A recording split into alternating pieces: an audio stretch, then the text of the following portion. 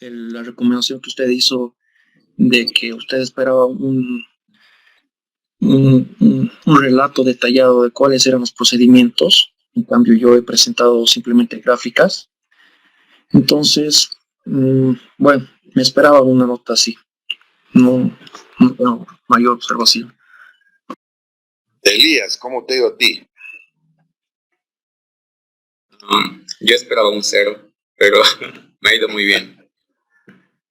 Me ha ido muy bien.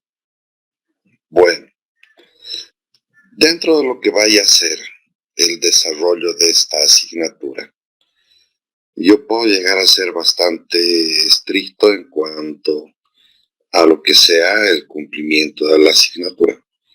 Pero como habíamos hablado desde el principio de este curso de verano, lo importante acá es que ustedes vayan adquiriendo todos los conocimientos para su vida profesional, no para una nota. Si nosotros vamos a estar estudiando para una nota es bueno, muy complicado, ¿no? No vamos a tener muchas expectativas de buen profesional a futuro. Y obviamente eso se va a dar mientras nosotros sepamos cuál es el procedimiento detallado. Y el paso número 1 siempre va a ser el saber cómo es que debemos empezar. Entonces, en función a eso, yo ni siquiera he visto las notas, yo revisé los exámenes. Quien hizo la transcripción de notas fue mi esposa, a quien le dije, por favor, de acuerdo a esta tabulación de cada persona, quiero que empieces a hacer la transcripción de notas.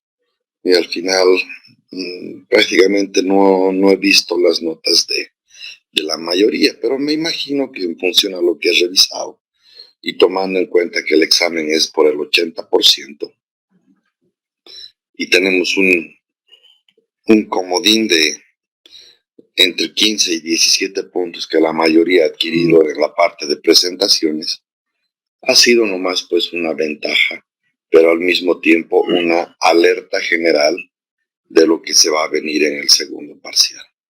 El segundo parcial ya va a venir con un concepto claro de que el primer punto a detallar tiene que ser qué es lo que yo debo hacer como profesional para dar inicio a esas actividades. ¿No es cierto? Entonces, esas actividades tienen un principio que generalmente es un control de nivelación, un control de detalles de arranque, en nivel, en alineamiento, y muchos de ustedes no han tomado en cuenta mucho eso. Entonces, yo veo que de aquí en adelante eso va a mejorar en cuanto se refiere al nivel de detalle que nosotros estamos esperando. ¿No es cierto? Sobrino, ¿cómo te iba a vos? Lo que esperaba, lo que merecía. Sí tuve unos cuantos fallos y es una nota merecida, pero estoy cerca de la aprobación. Ah, ya. Bueno, habrá que ir poniendo mucho más de su parte en este segundo parcial. Este segundo parcial que nosotros vamos a disponer va a ser prácticamente puro desarrollo, ¿ya? Pero del desarrollo que nosotros vamos a poner tiene que venir, en el caso claro de la ejecución de revoque de yeso, por ejemplo. Yo puedo preguntarles, por así decir, cuál es el método y la tipología de materiales que pueden estar en un yeso proyectado. Puede ser qué tipo de yeso es el mismo yeso, no es el mismo yeso, tiene una relación del módulo de fineza diferente, similar. Ya mucho va a depender de la inquietud que vayan a tener ustedes. El tema de los colgantes de revoque exterior se van a realizar de piso a piso, cada 5 metros, cada 2 metros, cada qué. Entonces ahí en cuanto a la descripción y al detalle de la actividad, ustedes marquen todo lo que tienen que disponer. Las preguntas en este segundo parcial no son amplias, porque son relativamente básicas al momento de decir, yo tengo un Eh, a ver, yo tengo un punto para desarrollar y los más críticos son relleno, compactado, sin ir lejos, solamente el relleno. Si nosotros o todos los que están presentes no han tenido esa predisposición de poder hacer más énfasis en cuanto se refiere al control o al tipo de control, siempre va a generar inconvenientes. Por ejemplo, ¿qué voy a hacer con un relleno? Lo primero no es ver si es relleno común, relleno del mismo material de excavación o por último un relleno de material de préstamo. Es saber seleccionar cuál es el mejor relleno que vamos a utilizar para la construcción de edificios, para la losa, para la construcción de soldadura. Recomendaciones en dosificación que ya no están en el dossier porque nosotros los hemos ido actualizando, ¿verdad? La clase de hoy siempre, sábado siempre nos genera una ligereza en cuanto al cansancio que uno tiene. Muchos de ustedes están pasando dos, dos materias en este curso de verano, ¿no es cierto? Y esas dos materias en el curso de verano siempre cansa, pesa, pese a que tengamos ya conocimiento de las materias en las cuales nosotros estamos ya repitiendo. Pero cansa. Me imagino que los que tienen una materia en el mismo horario, o peor aún en horarios diferentes, cuando tienes que hacer presentaciones, cuando tienes que hacer trabajos en clase o prácticas, también pesa. Entonces, por hoy, yo quisiera que procedamos a hacer un par de presentaciones. La misma cantidad de alumnos está regulada, creo que es bastante evidente el porqué. La mitad está temblando de frío y la otra mitad está renegando en el estadio de Sacaba, ¿no? Entonces, y eso es bastante complicado de poder no notar, ¿ya? Pero sí quisiera que por favor vayamos viendo la parte de la exposición. No sé, ¿quién puede por favor dar la exposición de los presentes en el curso?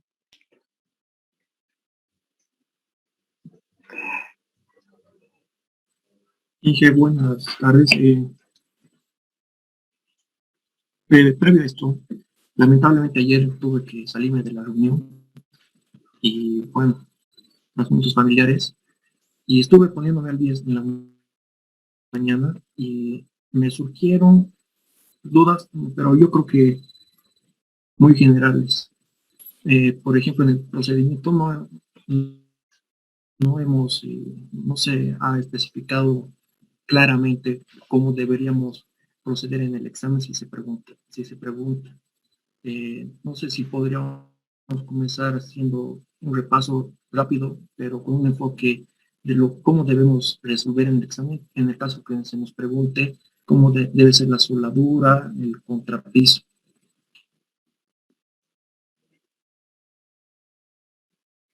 Excelente. Por ejemplo, ayer no se habló de,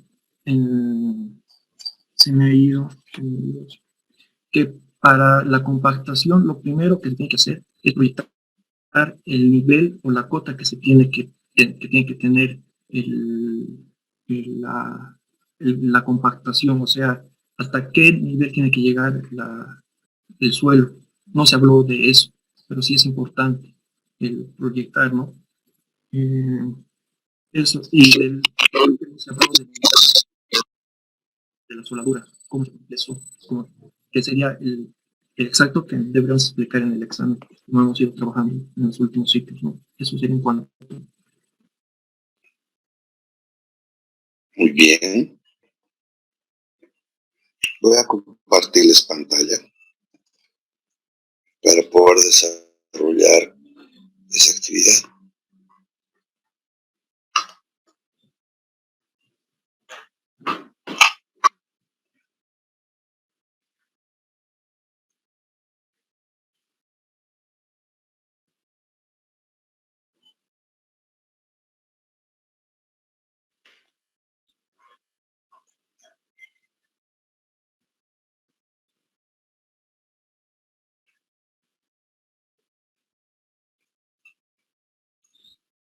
Dentro de lo que es el nivel a poder trabajar,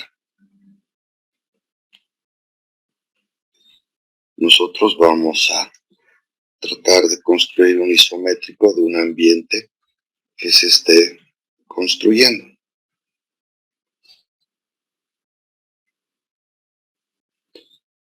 En este isométrico te voy a pedir, por favor, David y Elías, que me vayan colaborando en cuanto al recordatorio de los puntos de referencia. Uno de los primeros aspectos que nosotros vamos a hacer, la verificación para el nivel inferior, consta, los micrófonos, por favor, consta de hacer un nivelado o verificación de esta actividad. ¿A cuánto de altura, Elías? 1 metro. Este nivel, Ernesto, nosotros lo vamos a sacar a 1 metro, del cual nosotros tenemos la referencia hacia el nivel del relleno terminado. Este relleno terminado, vamos a hacer una pequeña descripción de que esta línea roja que estoy marcando acá corresponde al nivel de piso terminado. Entonces, para llegar a hacer la verificación de cada uno de los elementos, en primera instancia el relleno, en segunda instancia la soldadura y en la última el contrapiso,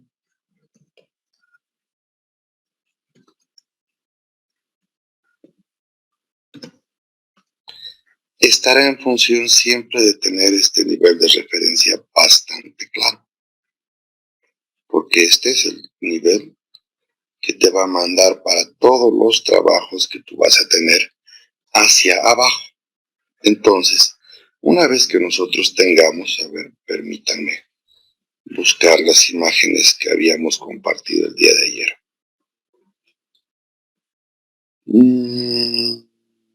Docencia.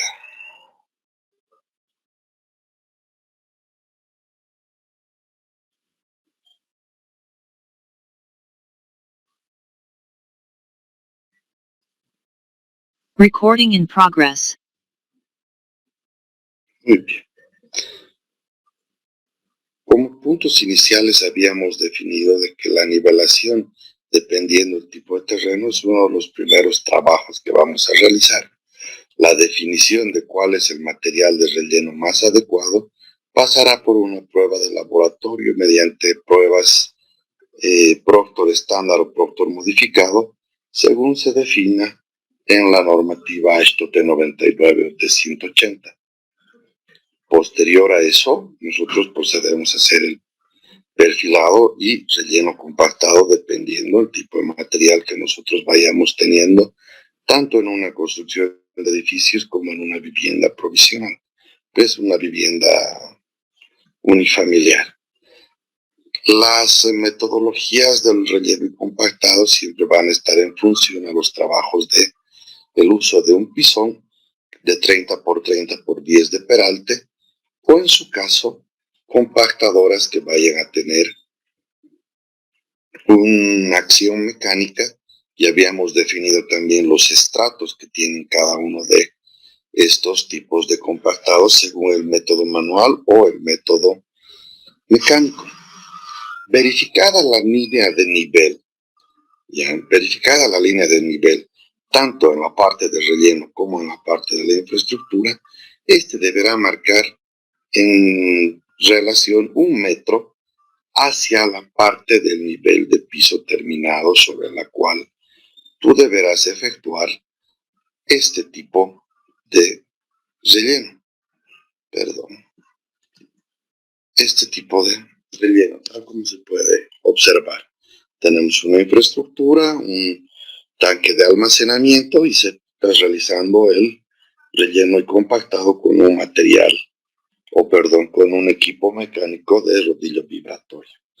No siendo este el único, el más común y tradicional, habíamos visto de que el trabajo puede llegar a ser realizado con una vibrocompactadora tipo saltarín, ya sea de Wacker o similar, entre un BS50 a BS60, que es el coeficiente de impacto que tiene cada uno de los elementos de compactación mecánica. Dependiendo del tipo de elementos y la asignación de la humedad óptima para realizar el relleno y compactado, habíamos dicho de que estos pueden llegar a darte una superficie relativamente lisa. Sin embargo, se recomendaba poder trabajar con una vibrocompactadora de plancha, que es una tipología que más de impacto es solamente de acabado liso, para poder llegar a garantizar, ¿qué cosa? Que el nivel que tú vas a disponer esté al metro de control que tú vas a llegar a realizar. Este metro de control o esta línea de referencia que va a estar a 1 metro, Ernesto, deberá disponer ya las consideraciones de que la soldadura, vamos a usar un color un poco diferente, esta soldadura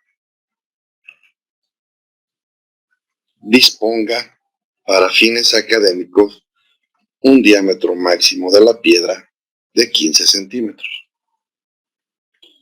Para fines académicos, tanto lo que consideramos el dossier.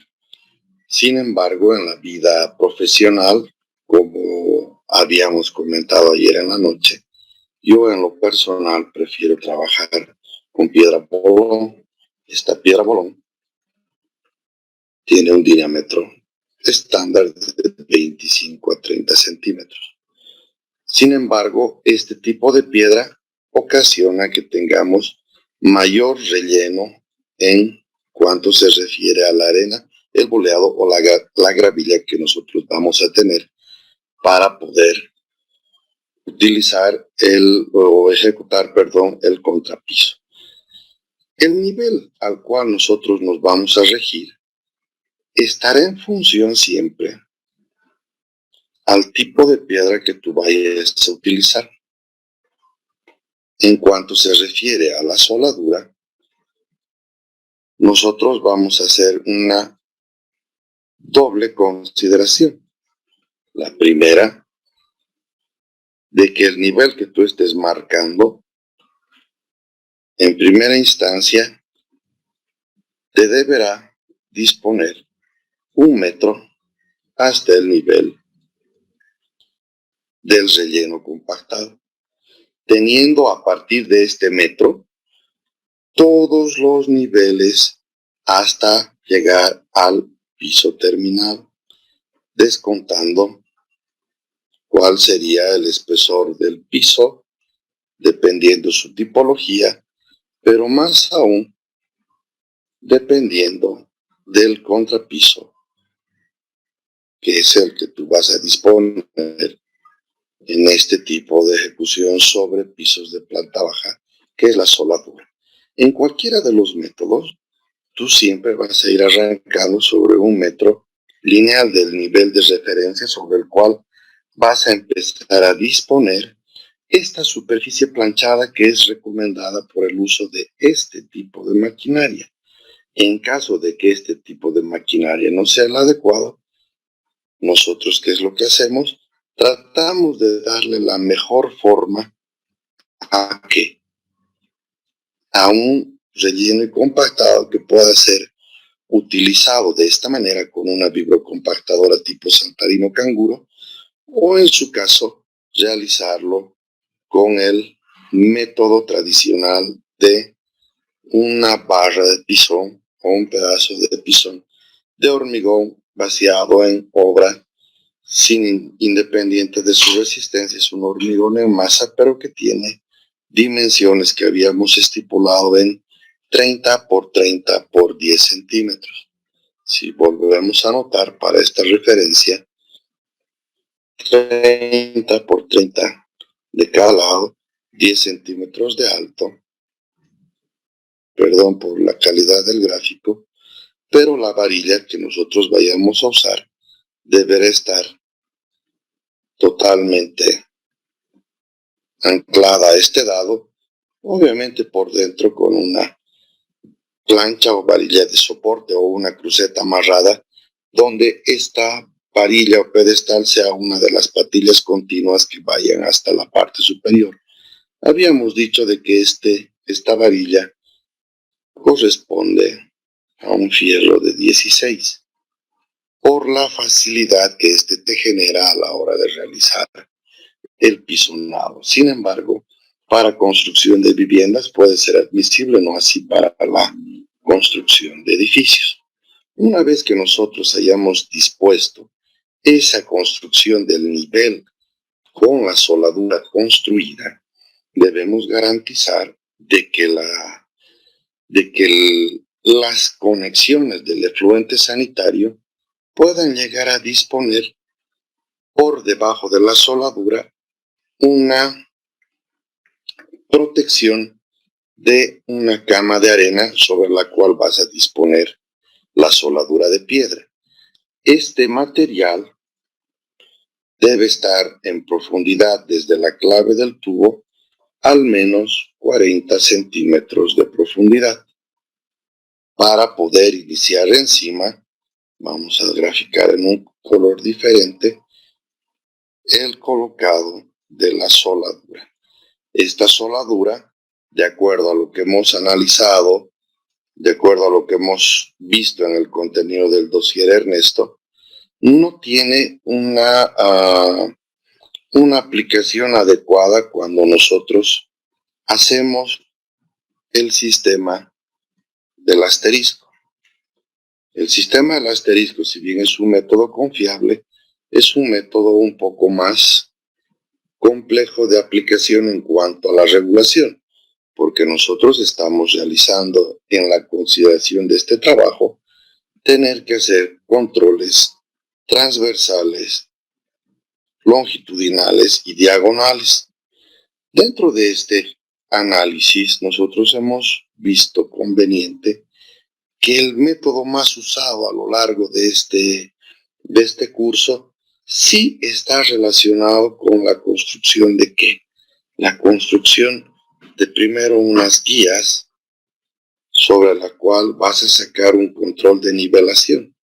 Este control de nivelación, al igual que en tema de revoques de yeso, revoque exterior de cemento o revoque de cemento, dispondrá en su ejecución un ancho máximo de 2 metros,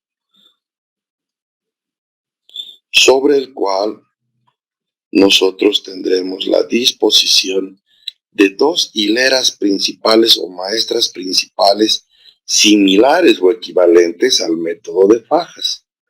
Este método de fajas de construcción nos daba la permisibilidad de que nosotros podamos empezar a trabajar de una manera más adecuada para poder avanzar de manera prolija.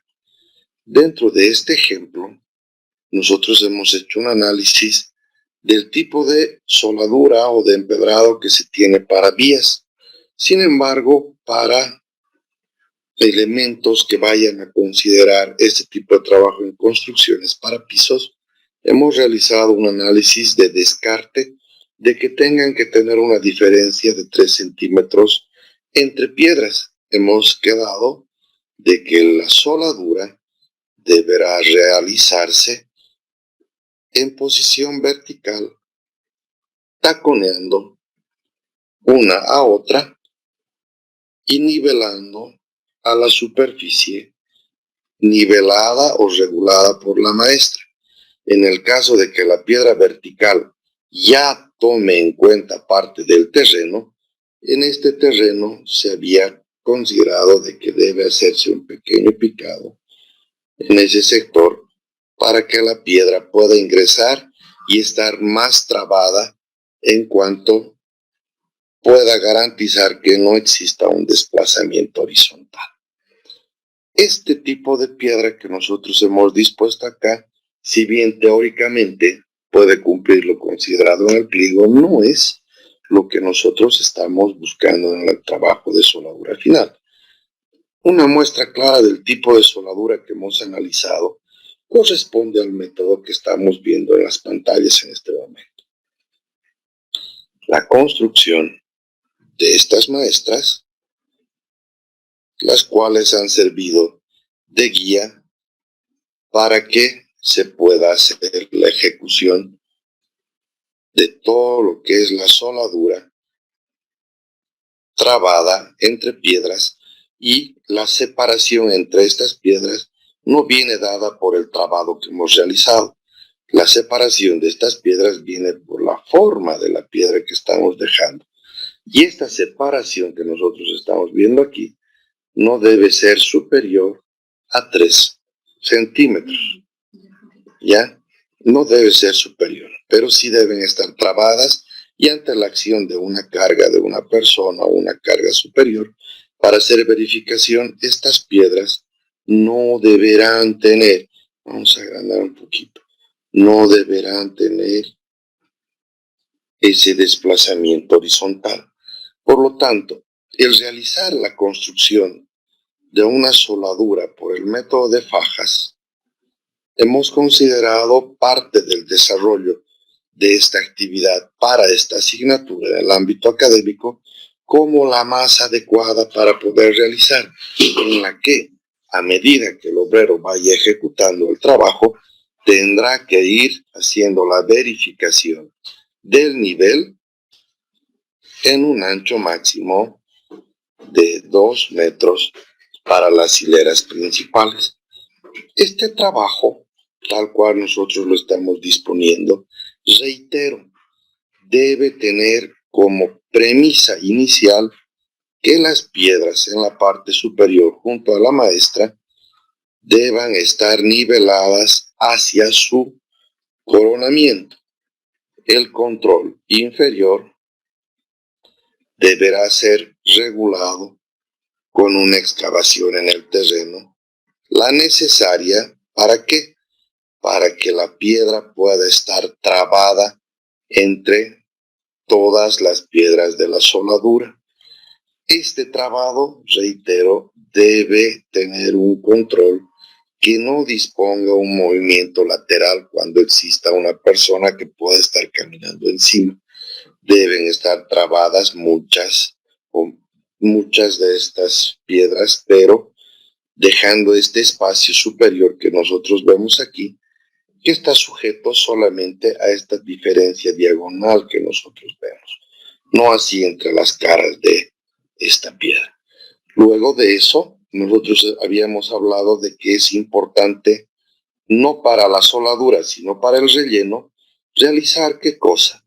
Realizar el tipo, no, ahora sí, realizar el tipo de colaboración que nosotros vamos a tener para no tener que gastar mucho hormigón.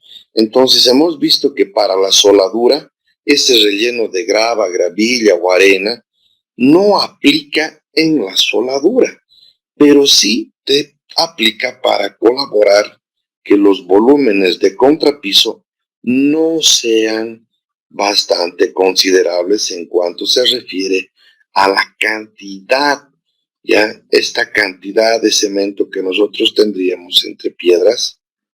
Voy a hacer un esquema que vaya a llenar estos espacios.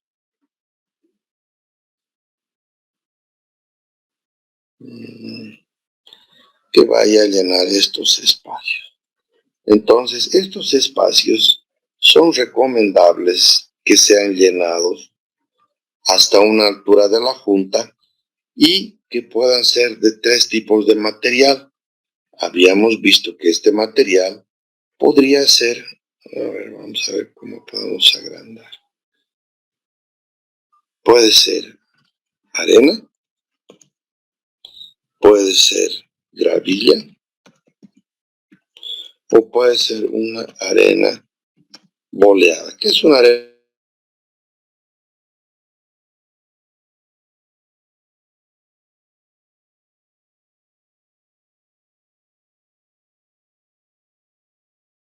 boleada, Ernesto? es cuando no tiene bordes definidos.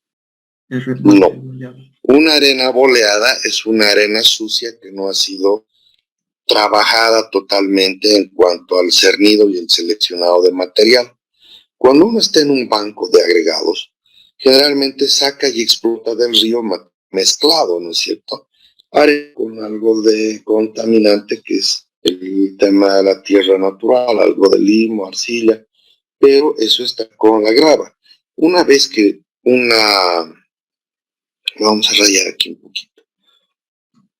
Una vez que vaya a registrarse todo este material, wow, ¿dónde está?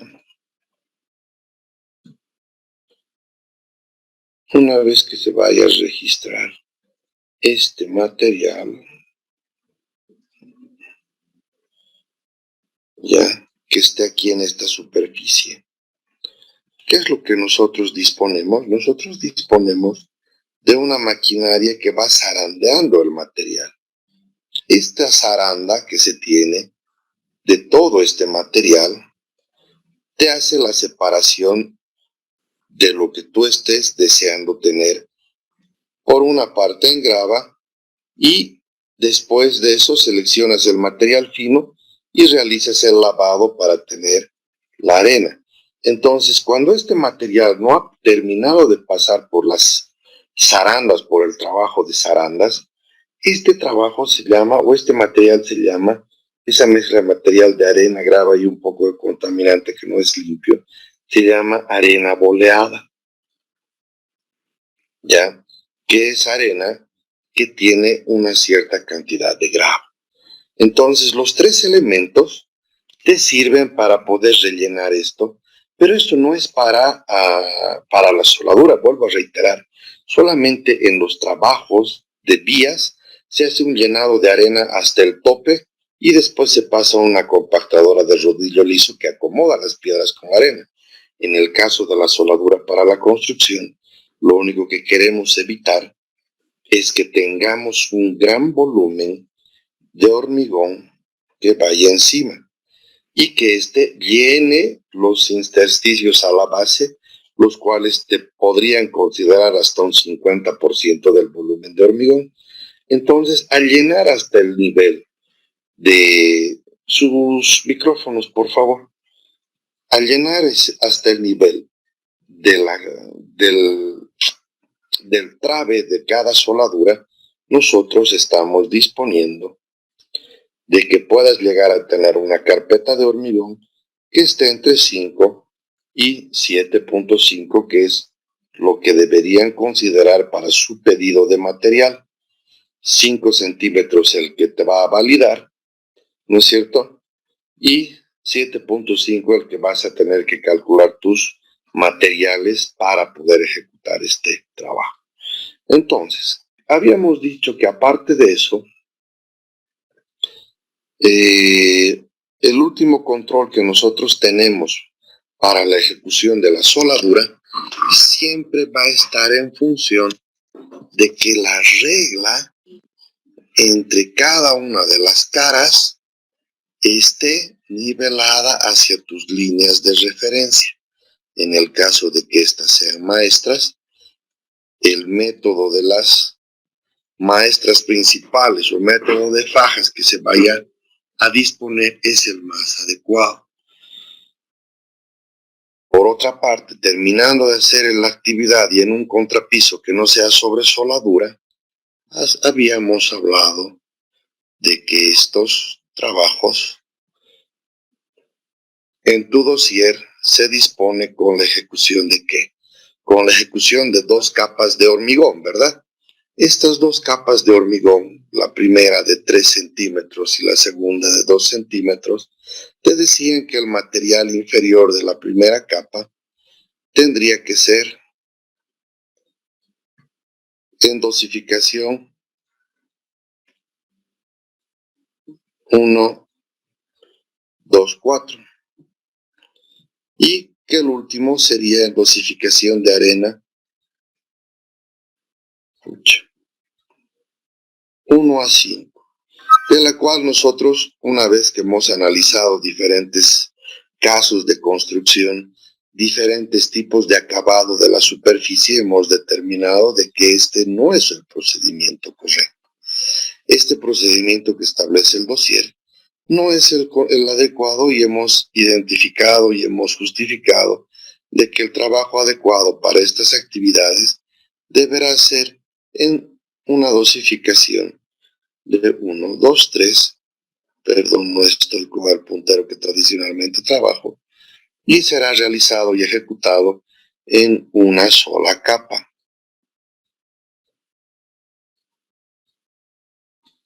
¿Por qué habíamos dicho eso?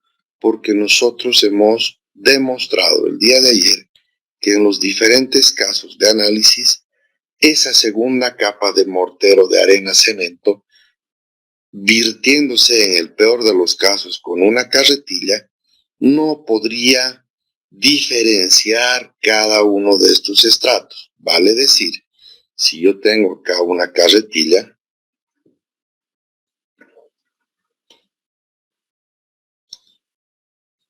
en cualquiera de los casos que vaya a vertir esto, el material fino siempre va a estar mezclándose con todo el material que está en la parte inferior y de cualquier manera no termina de diferenciar beneficios en la ejecución de esta actividad, por lo que este es un método que lo hemos descartado categóricamente. Adicionalmente a eso, nosotros hemos visto y hemos explicado, tal cual se ve acá, de que el método más limpio y más adecuado no es el de construcción por el método de fajas. El método de fajas es un método interesante, sin embargo, no te da la trabajabilidad en estas cuñas que tú vas a disponer en cuanto a la ejecución de las fajas. Habíamos dicho que el método adecuado para la ejecución de contrapisos sobre superficies, tanto en soldadura como superficies que estén sobre losa, deberán ejecutarse ¿con qué? Deberán ejecutarse con reglas metálicas de 2 por 5 pulgadas, perdón, de 2 por 5 centímetros las reglas, las cuales dispondrán de un control de nivel en equilibrio. Este contrapiso deberá pasar por un control previo, que es el que nosotros estamos mostrando, que en cada arranque del mismo pueda disponerse una verificación de los puntos de inicio de las reglas metálicas. Estas reglas metálicas ya deberán servir de guía ¿para qué? Para que nosotros en el tema del frotachado ya podamos hacer un raspado y alisado constante. Dependiendo del tipo de superficie y tal cual estamos viendo en esta imagen, es un solo tipo de hormigón. Este tipo de hormigón ya viene con presencia de grava y la dosificación adecuada, reitero, dispone de una dosificación de 1, 2, 3. En el caso de que se requieran usar maestras con botones, que no deja de ser un método válido para el fin constructivo, este es el que nosotros vamos a detallar. El método de fajas siempre estará de acuerdo primero a la conformación de ¿qué? A la conformación, a ver, vamos a ver, esta, a la conformación de botones de nivel en diferentes sectores de control, para el cual se va a realizar en una segunda etapa la ejecución de unas fajas que no estén a una distancia mayor de 2 metros. Bajo el mismo principio y consigna que hemos dispuesto en la ejecución de reboques de cemento, como los reboques de yeso. Ya habíamos dicho que existe una peculiaridad en cuanto a estos procedimientos porque tienen un parecido bastante elevado con el tema del sistema de control y alineamiento de las fajas. Sin embargo, dentro de las condiciones de proyecto en las cuales el nivel de exigencia ya viene ejecutándose de manera más rigurosa, el procedimiento de trabajo deberá ejecutarse con reglas. Cuando nosotros disponemos el acabado, tal como estamos viendo aquí, y dependiendo el tipo de piso que tú vayas a disponer, Ernesto, el piso te diferencia qué elementos. Puede ser un piso cerámico en el que tú vas a disponer que la superficie sea relativamente rugosa, ¿no? Esta superficie rugosa no puede aplicar cuando el piso llega a ser un piso ya sea parquet o ya sea flotante. ¿Qué se recomienda para la utilización de este tipo de pisos? Que es la presentación del día de hoy. Que estos pisos estén con un acabado bastante fino, ¿no es cierto? Fino, casi, voy a poner así, casi enlucido. ¿Por qué se necesita tener una superficie fina para estos pisos? Porque estos pisos no necesitan tener una adherencia con un piso que vaya a colocarse encima. Cuando nosotros usamos cemento o mezcla de cemento y cemento cola, estos materiales deben tener una adherencia sobre esta superficie. En el caso del piso parquet o piso flotante o similares, estos pisos deben tener una aplicación sobre una superficie horizontal bastante predefinida. Estas superficies horizontales bastante definidas y no solamente bien acabadas con la regla en nivelación, pueden llegar a terminarse o mejorarse en acabado. ¿Con qué?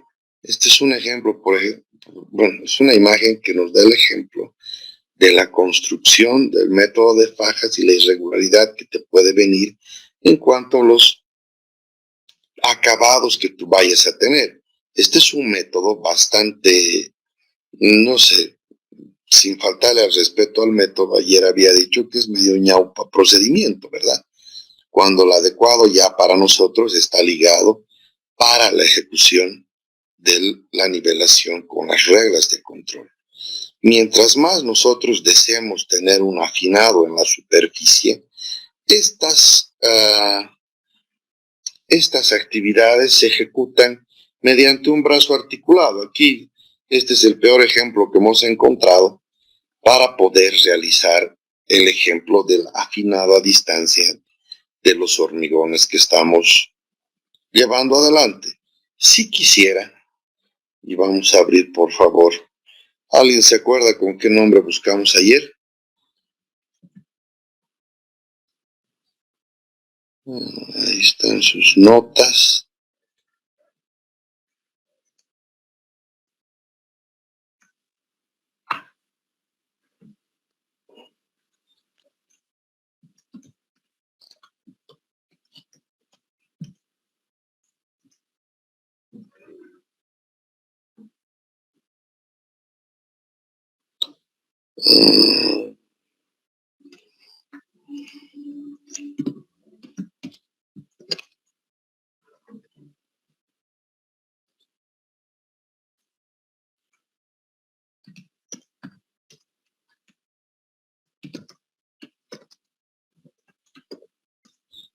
¿Dónde estaba? El alisador del cual estamos hablando, Ernesto. Borrar todos. Tiene estas características del brazo articulado y sirve para poder ayudar a afinar la superficie dependiendo del tipo de piso que tú vayas a desear ejecutar.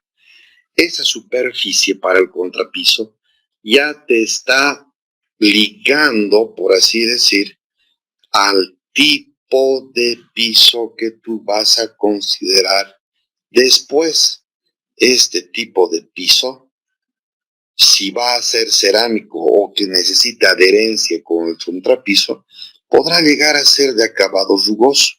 En el caso de que necesitemos de un acabado fino donde no tenga ningún tipo de variantes a ejecutar, habíamos dicho que el procedimiento correcto es hacer el ajuste y la nivelación con reglas metálicas de 2 por 5 centímetros y el nivelado entre las guías metálicas a una separación no mayor de 2 metros que te permita poder dar un acabado prolijo en la superficie, tomando en cuenta de que solamente este brazo texturador ya te hace una diferencia. ¿De qué? Ya te hace una diferencia del acabado, además de ayudarte a asentar el agregado grueso para que solamente puedas disponer de un planchado en el agregado fino. Habíamos visto el día de ayer un video que nos mostraba cuál es la sedimentación de ese equipo para que vaya bajando ese material. En prácticamente poco más de 30 minutos creo que te he resumido todo el alcance de la clase del día de ayer y espero que para las personas presentes haya servido de recordatorio. Ahora sí, Ernesto, tenemos algo más claro respecto a lo que ha avanzado el día de ayer. Queda todo saldado bien, perfecto. Muchas gracias. No, más bien, no sabía que te había salido ayer, ya estaba sospechando el por qué estabas callado, hombre. Pero de cualquier manera hemos descrito cada uno de los procedimientos detallados. Ahora sí quisiera hacer, por ser sábado, y el sábado es peor que el viernes de soltero, díganme quiénes van a exponer, quiénes nos van a mostrar su presentación. Yo, ingeniero. No pues Elí, es cada vez vos. Otro entonces, el sobrino. Claro. A ver, ¿dónde está el sobrino? Aquí estoy. Sí, puedes poner. Muy bien, sobrino.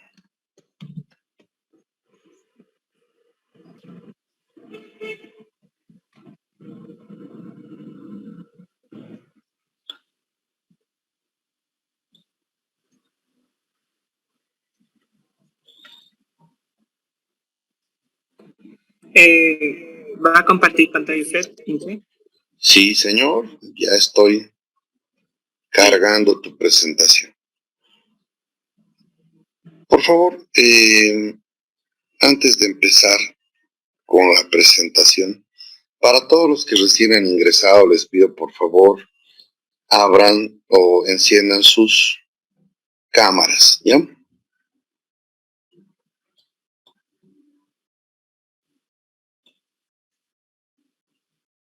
Nosotros hemos hecho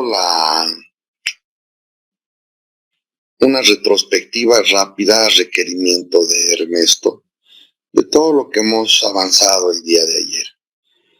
Nosotros creo que hemos dado un poco más de énfasis, pese a que hay puntos que parecieran irrelevantes, ¿no? Que parecían muy sencillos, pero nosotros le hemos dado el enfoque adecuado para que pueda tener la importancia y más que la importancia del trabajo y de la actividad.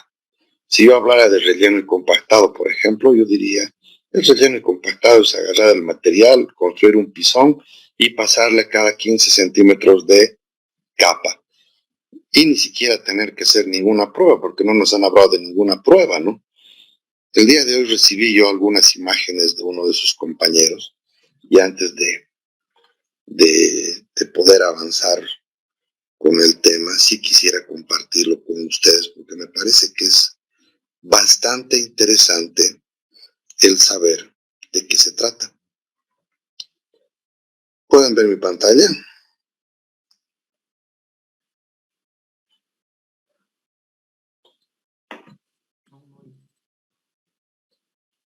Wow, ¿qué está pasando?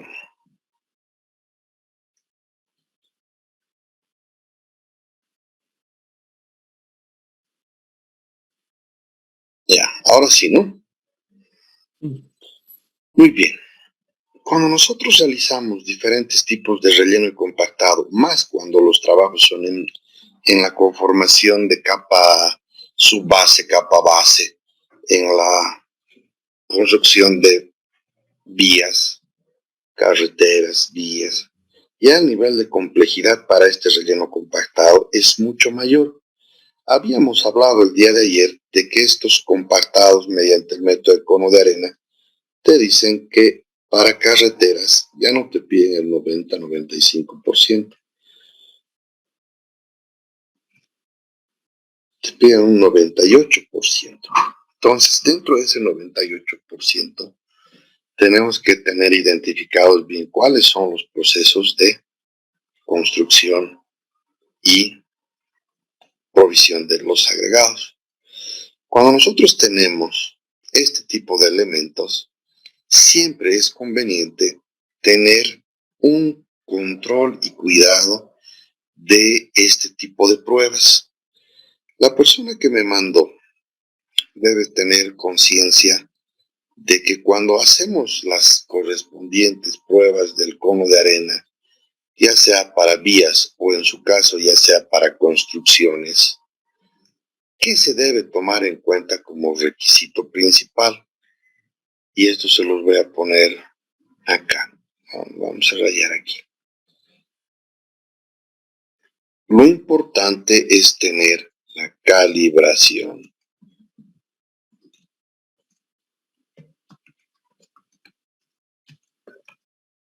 La calibración de la arena. Cuando nosotros tenemos este método, y recordarán su libro de Mecánica de Suelos 1, Brajadas, que se dispone la ejecución de este tipo de ensayos, ¿con qué tipo de arena? ¿Quién me puede decir?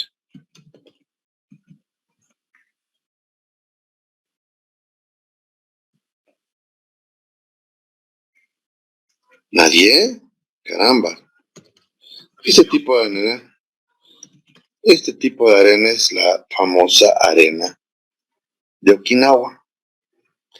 En sí, este método es válido y va a ser válido cuando trabajes con una arena de Okinawa. Pero nosotros tenemos arena de Okinawa. Para nada, ¿no es cierto?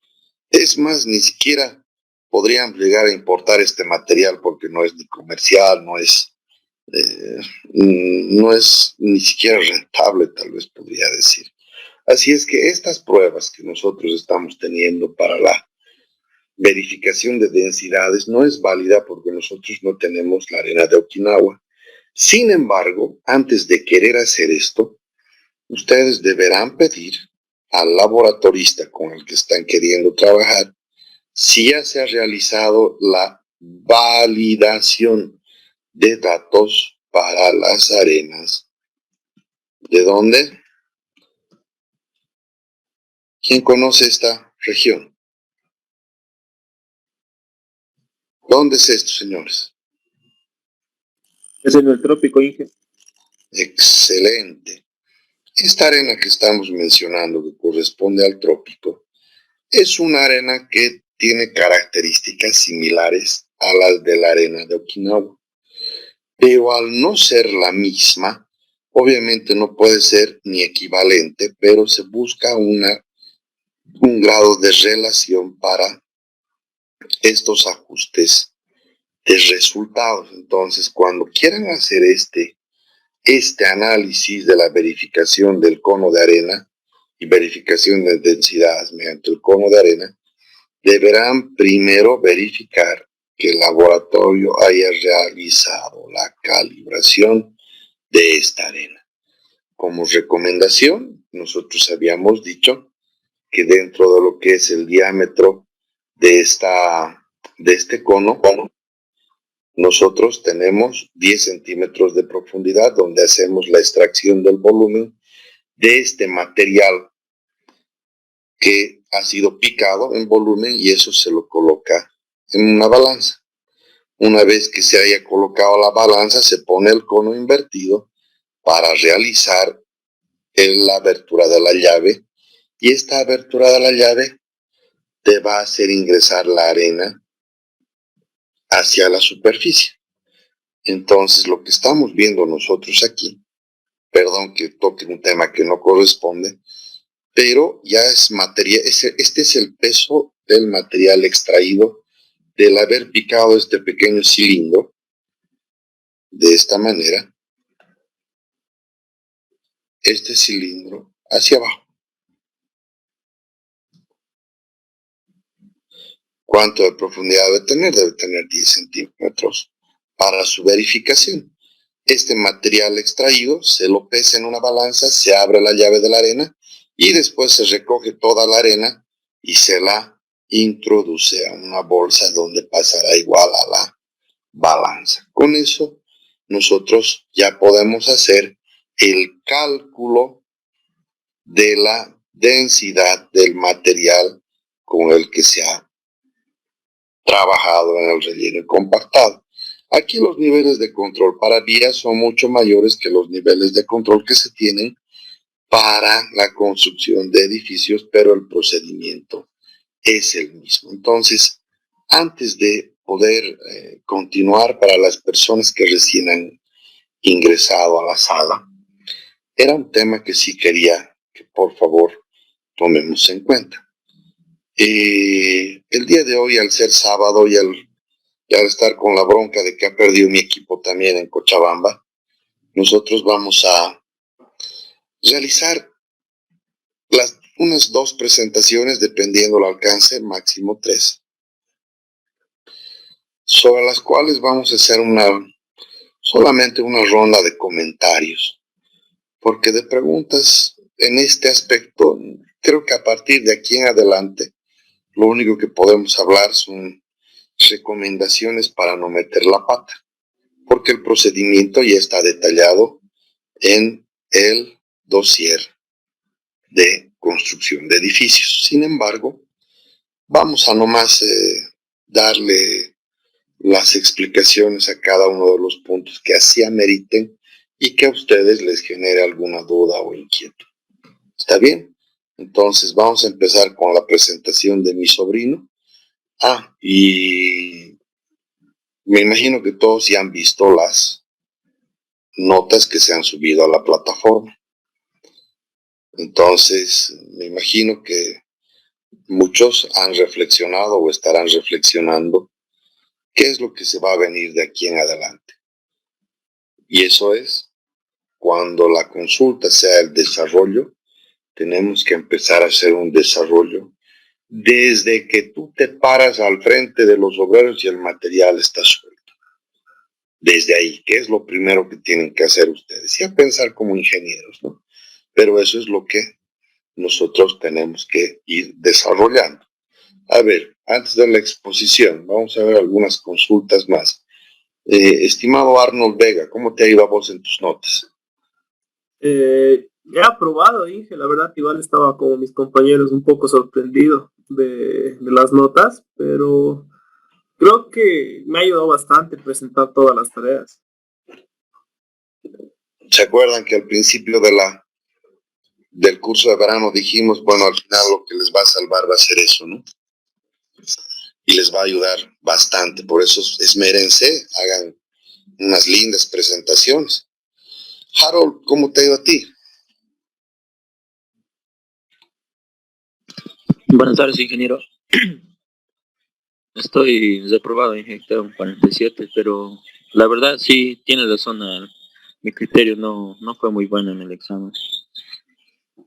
Bueno, no estamos muy lejos de poder llegar a una curva, ¿no? No una curva de aprobación, sino una curva de equilibrio. Vale decir que tendrías que sacar 54 en el segundo parcial para poder aprobar.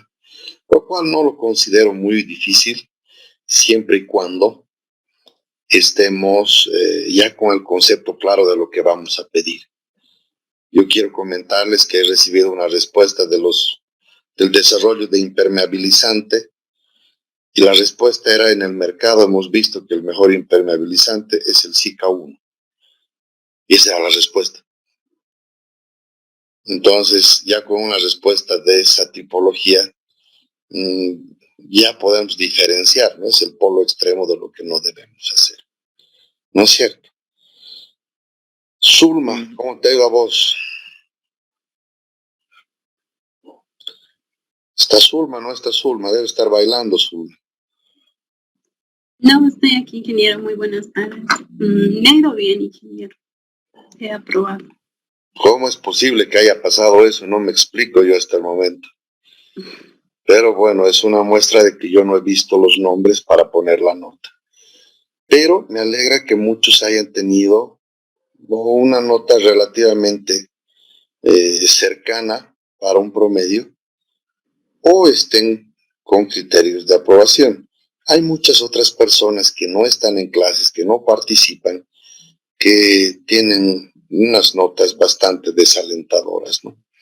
Pero esas notas desalentadoras no nos pueden contagiar mucho de lo que nosotros queremos. Entonces, sigamos adelante, tenemos la película clara de lo que queremos, de lo que vamos a hacer. Hagamos un par de presentaciones y concluyamos por el día de hoy en una pequeña ronda de debates para que ustedes puedan ir a concentrarse en lo que tienen que ver para una buena presentación, un correcto desarrollo, ¿ya?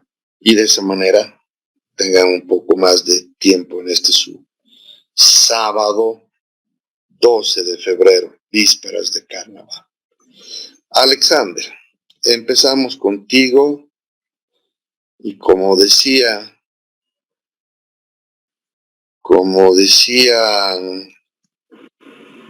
en mi tiempo, cuando yo era joven,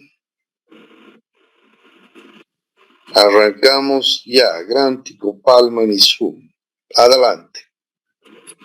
Y bueno, esta es la presentación número 9, donde se va a abarcar los revestimientos cerámicos, los pisos y el cielo falso. Siguiente diapositiva, ingeniero. El revestimiento cerámico, ahí podemos ver una imagen de cómo se le pone en las paredes. Siguiente imagen, por favor. Como definición podemos decir que el recubrimiento cerámico se puede hacer tanto en interiores como en exteriores, esto utilizando cerámica o material de porcelana, que por lo general se le pone en zonas que son de gran humedad. Siguiente diapositiva.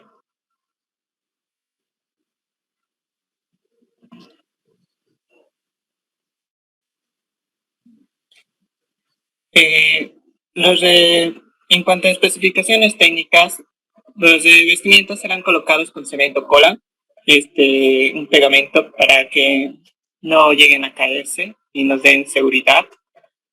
Hay diferentes tipos de materiales como el azulejo, el grés porcelánico, grés rústico, barro cocido, gresite. Para su colocación se usa el cemento cola, como se había dicho, y el uso de una plancha dentada. Siguiente diapositiva. En los tipos de revestimiento podemos mencionar unos cuantos.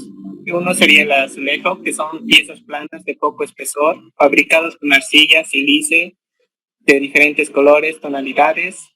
Es un material muy resistente al agua y al paso del tiempo. Su textura es fina, homogénea y fácil de mantener. Está cubierta por un esmalte vitrificado que le aporta impermeabilidad y resistencia a los agentes de abrasión, ácidos y rayados. También tenemos el grés porcelánico. Es una denominación de las baldosas cerámicas de muy baja absorción de agua. Prensas en seco y sometidas a una única cocción. Puede ser esmaltado o no, mate o brillante. En la cara exterior admite relieves decorativos o antideslizantes. Sus puntas son casi invisibles y crean una sensación de continuidad. Se puede utilizar tanto en interior como en exterior. El grés rústico, de producción artesanal, a menudo no se esmalta, tiene colores cálidos, la imperfección de sus caras y aristas acentúan su aspecto natural. Es similar al revestimiento de barro cocido, pero se diferencia por unas presencias mecánicas mayores. Sus formas predominantes son cuadradas, rectangulares, aunque también se pueden encontrar en formas hexagonales o octogonales. El barro cocido es denominación englobada de muchos productos de diferentes tamaños y características, pero todos se fabrican en pequeñas unidades productivas y con medios artesanales. Las piezas tienen un color terroso, no uniforme, y sus granos, poros e imperfecciones son apreciables a simple vista. Se utilizan sobre todo en casas de campo para dotar un aspecto rústico o en cualquier construcción. Los esmaltes de las piezas de barro cocido son más sensibles y delicadas a la abrasión y desgaste superficial que los azulejos. Gresite. Estas piezas de gres esmaltado o vitrificado, también conocido como mosaico veneciano, tienen su origen en la cultura griega y romana. Su alta resistencia a la humedad y a los cambios de temperatura y a los productos químicos hacen que sea una buena opción para decorar baños, cocinas exteriores. Siguiente diapositiva.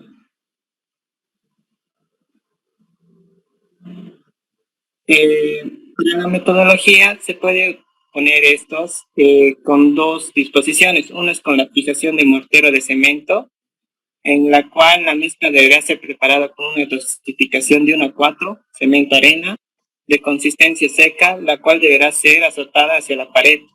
Una vez secado este procedimiento, se procederá al colocado de la cerámica previamente humedecida. Esto es importante, que la cerámica llegue a estar humedecida. Se colocan botones de cemento en las esquinas superior de la pared y se colocarán piezas de cerámica sobre estos. En plomada se colocan las otras piezas en la parte inferior que conformarán la segunda fila. Las piezas de cerámica colocadas en las esquinas y en la parte inferior deberán estar apoyadas sobre una regla metálica, la cual deberá estar empotrada en la pared, con yeso perfectamente nivelado.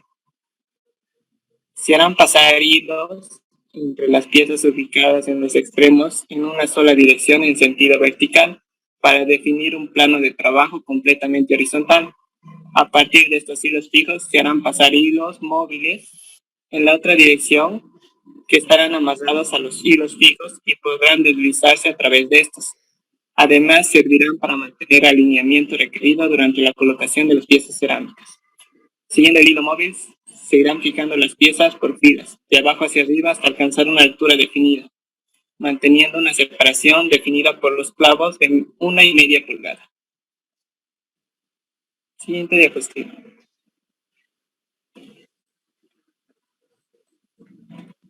La fijación con cemento cola. Primero se deberá revocar la pared con mortero de cemento. Una vez revocada la pared, se seguirá el mismo procedimiento explicado anteriormente, con la diferencia que para la fijación de estas piezas se usará el pegamento. Se procederá a aplicar el pegamento sobre la superficie extendiéndola con una plancha dentada, lo que garantizará que la pieza cerámica esté totalmente cubierta del pegamento. Las piezas serán colocadas siguiendo el eje del hilo móvil y manteniendo la separación definida por los clavos de 1,5 pulgadas. No se humedece la cerámica cuando se usa este pegamento. Después de que todas las piezas hayan sido fijadas en su posición, se procederá a quitar el cemento cola existente de las juntas para luego limpiarlas cuidadosamente toda la superficie y no dejen manchas. Siguiente diapositiva. Una consulta, sobrino. ¿Cuál es la dosificación de la preparación del cemento cola? Se me dice ese detalle. Muy bien, adelante.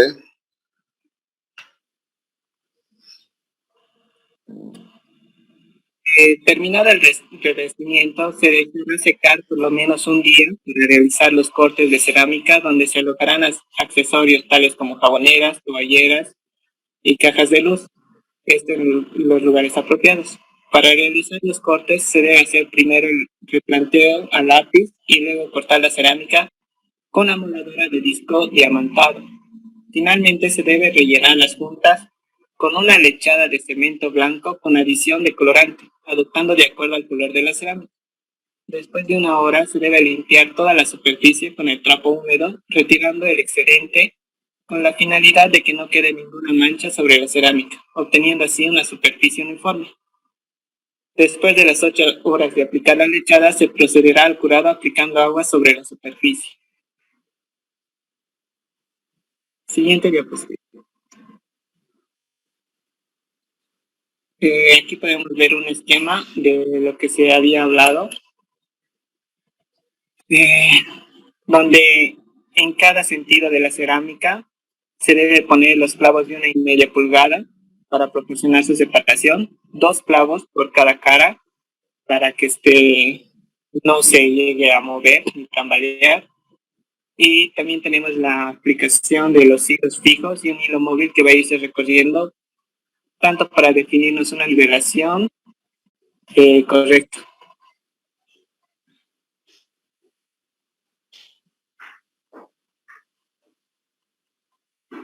Bueno, terminado el revestimiento,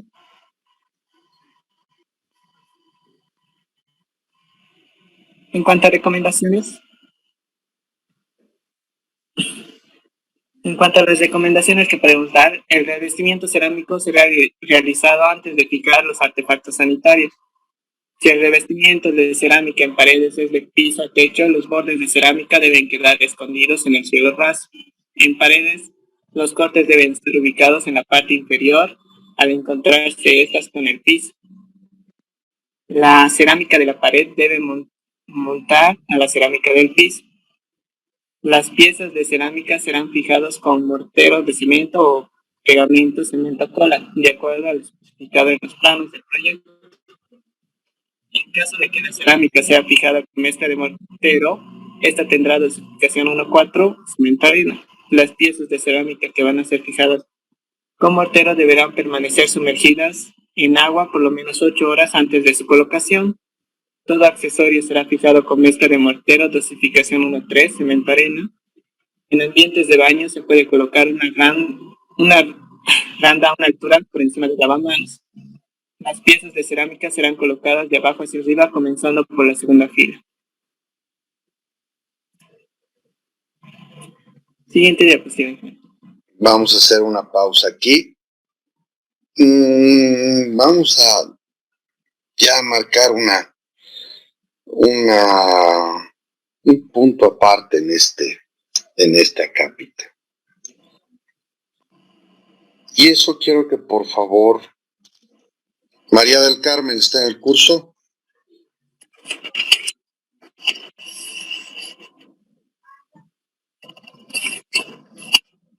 Zulma. Sí, estoy aquí. Quiero que me expliques, por favor, este punto.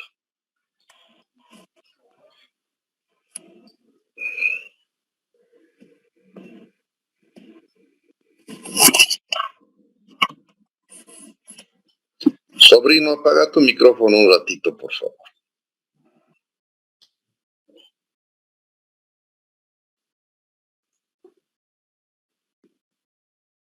Bueno, yo entiendo esa parte porque el cielo raso aún no sabemos qué medida va a ser, porque ahí tenemos la instalación sanitaria.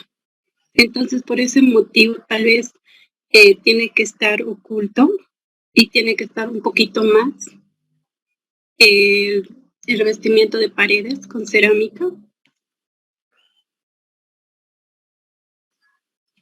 Ernesto, ¿qué entendemos y por qué entendemos el punto en color rojo?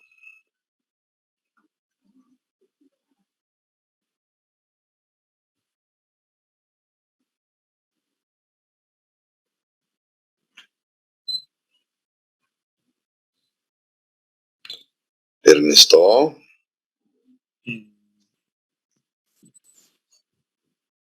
No tengo una respuesta, ingeniero.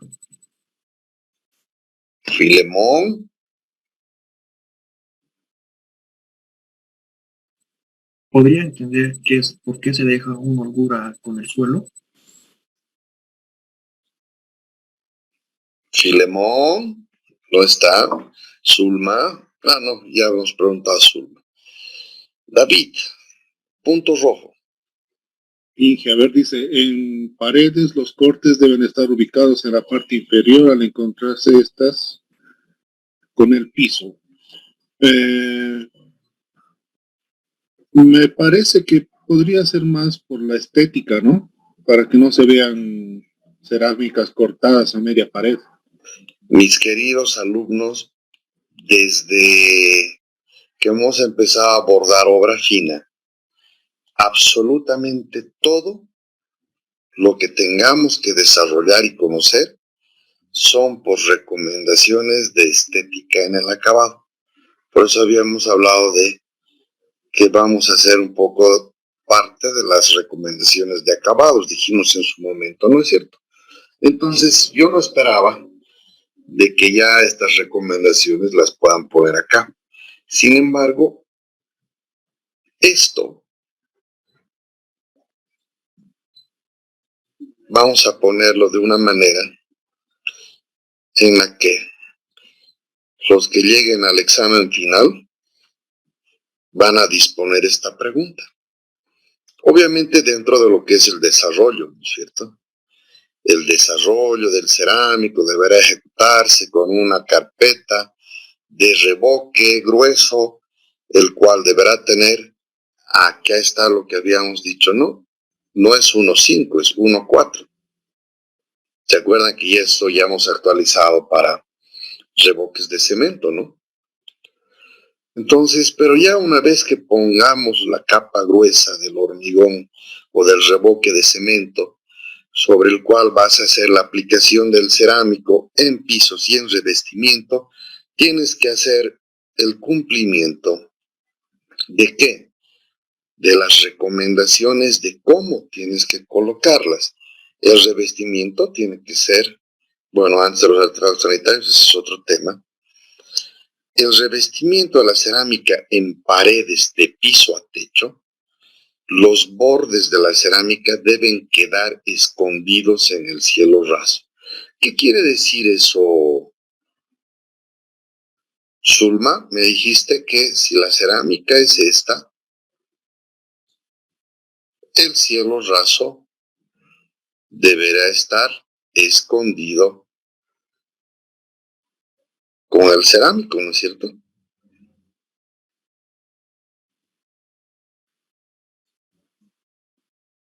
¿Estamos de acuerdo? Sí, ingeniero, sí, eso. Muy bien. Ahora me dicen que en las paredes, los cortes ubicados en la parte inferior, estas deben encontrarse con el piso. Yo hago una pregunta y vamos a partir este tema ya con una pregunta. En un área húmeda, ¿cuál es la altura recomendable para la ejecución del revestimiento cerámico? Porque nosotros sabemos de que una parte es revestimiento cerámico y la última parte hasta el techo viene con una aplicación de yeso. Aquí vamos a poner con un poquito de texto que este es el yeso y este es el, ¿qué cosa? Cerámico. ¿Qué alturas se recomiendan, David?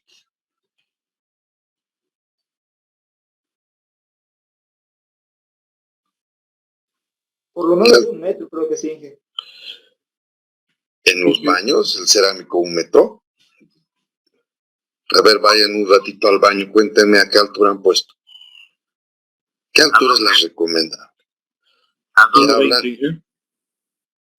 Ya, David dice 1.20, alguien por ahí decía 2 metros. ¿Cuál es la altura de una puerta?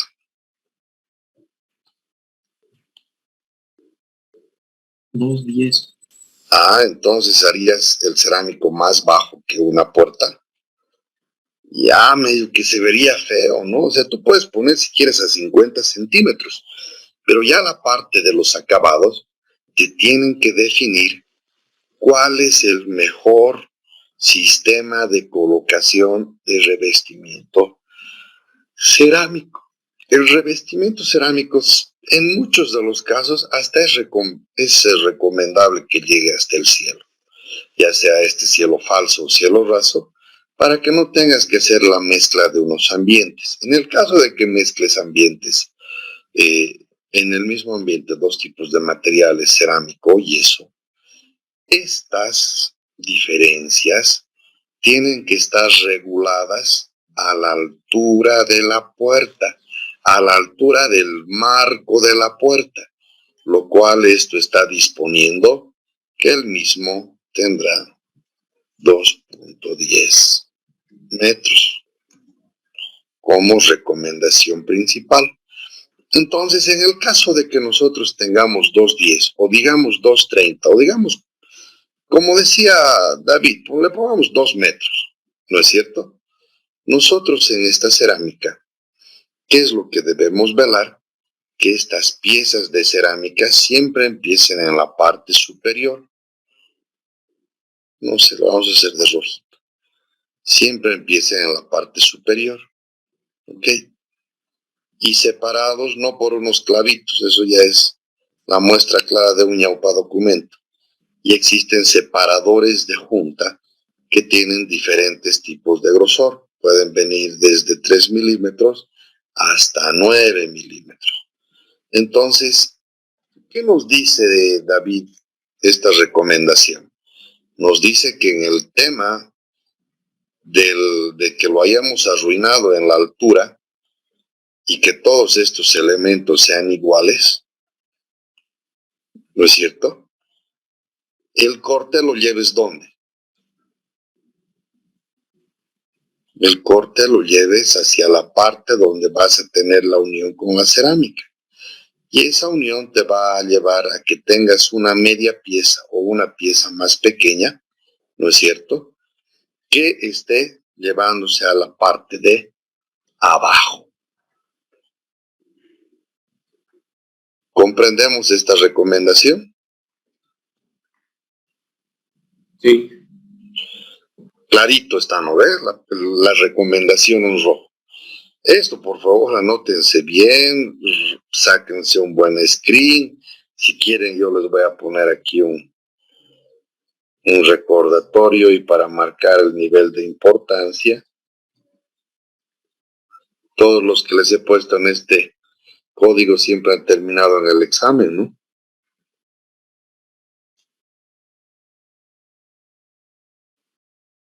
Así es que, por favor, tomemos en cuenta bien estas recomendaciones. Cuando la recomendación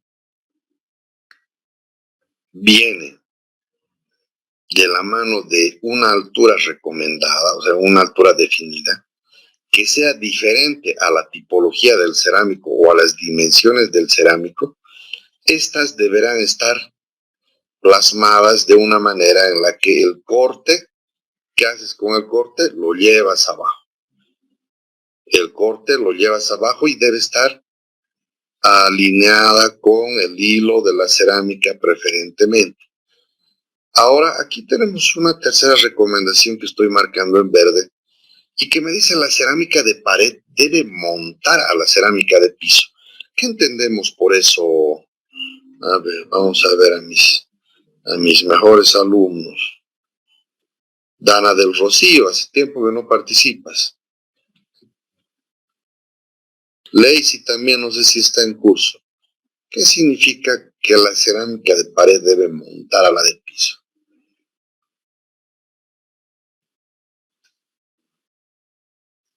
Inge, buenas tardes. Yo entiendo que debe estar encima, no, sobrepuesta, o tratar de que se una y sea innotable la unión entre la pared y lo del piso. Esto quiere decir que cuando tú coloques el cerámico, el primero que tienes que colocar, ¿cuál será? El cerámico de piso.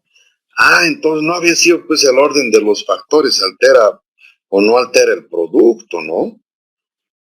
No había sido tan así. Y te dice que el cerámico que tú vas a disponer en el revestimiento debe tener esta recomendación. Debe estar encima del cerámico de piso. El corte del cerámico desde el nivel que defines lo llevas abajo. Y cuando lo lleves abajo debe tener encima de la cerámica de piso. Clarísimas las recomendaciones, ¿no, muchachos? Por favor, cuando desarrollen cerámica en su examen, no se olviden de que tienen que poner estas recomendaciones, especialmente desde el revoque. Seguimos adelante, sobrino. Tengo un mensaje, 1.80, decía José Luis Bilbao. Nuevamente les digo, eso ya es un tema de acabado, el cual van a disponer, preferentemente tomando como una línea de corte o una línea guía el coronamiento del marco de la puerta. Si hay marcos de puerta, en algunos casos se pasan con 2.30, es lo más conveniente que puedan seguir a esa estética. Estética y acabado en ese aspecto es más adecuado que vaya de esa manera. Adelante, ¿qué más, sobrino? Siguiente diapositiva. Estito más, antes de, por favor, perdón que te moleste, pero Estito más, volvé a detallar, ¿ya? Desde ahí. Dice que todos los accesorios serán fijados con mezcla de mortero de dosificación 1.3. Esto es para que a la hora de poner la cerámica no se esté moviendo. En ambientes de baño se puede colocar... Pero aquí estás mencionando algo que es necesario diferenciar, que dice todo accesorio. ¿A qué se refiere con ese mortero para todo accesorio? A los accesorios sanitarios. Para estos accesorios sanitarios no es conveniente, ¿ya? No es conveniente realizar un trabajo con arena cemento, si bien la dosificación es la adecuada, pero no es conveniente trabajarlo con mortero. ¿Eso? Vamos a explicarlo en unos minutos. O eso lo vamos a explicar cuando hagamos artefactos sanitarios. Pero no es conveniente, y eso es por eso que quiero que Estito pónganse en su grabadora, no es conveniente que se trabaje con mortero, porque estos artefactos, dependiendo de la cerámica, si tú le vas a poner una cerámica beige y un artefacto azul, no le puedes poner un mortero que sea de color plomo, ¿no? Ya en tema de combinaciones y acabados. Generalmente, para el tema del asentado de accesorios, se utiliza y se utilizará, y esto corregimos por favor acá, voy a prender.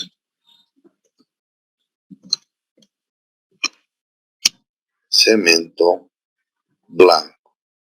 En la misma dosificación, pero no en este nivel. No en ese material. Adelante. En ambientes de baño se puede colocar una randa. Este es un tema estético. Este último punto, por favor, sobrino. Este último punto quisiera que lo puedas explicar un poquito más. Las piezas de cerámica serán colocadas de abajo hacia arriba, comenzando por la segunda fila. Este era por el anterior punto en el que decía que las cerámicas que van a ser cortadas. Podríamos hacer ya un tipo de medición de la altura de la pared y saber cuántas cerámicas van a entrar. Y para que la última parte que van a ser los cortados, pues eso se inicie desde la segunda. Aunque sí es más cómodo iniciar de arriba hacia abajo, según mi punto de vista. La verdad que no. Pero eso te lo voy a explicar en tu siguiente diapositiva. ¿Sí? Ahí podríamos decir de que se deja esta columna falta. Ahí. En el caso de que todavía no se haya puesto el revestimiento cerámico en el piso y no se tenga un nivel definido para el terminado. No. La verdad que no. Vamos a usar esta imagen, la voy a ampliar y vamos a de una vez hacer que el debate se dé en esta exposición. Así para que puedan ustedes ahí tener la tranquilidad de aplicar sus conocimientos de la mejor manera y en fresquito. Lo primero que tú haces, voy a tomar una línea de referencia, es definir la altura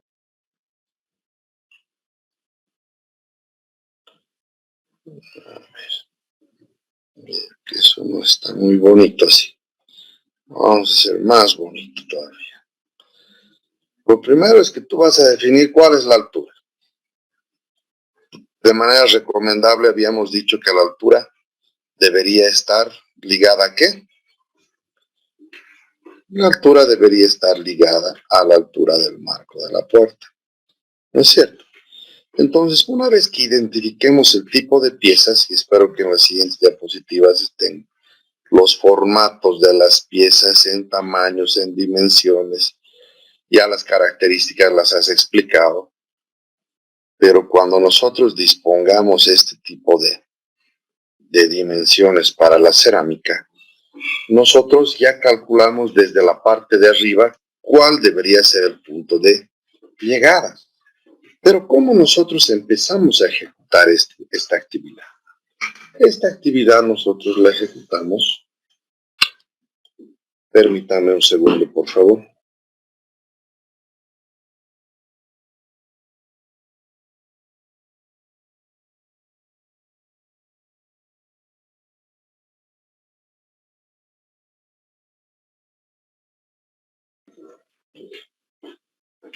Mil disculpas.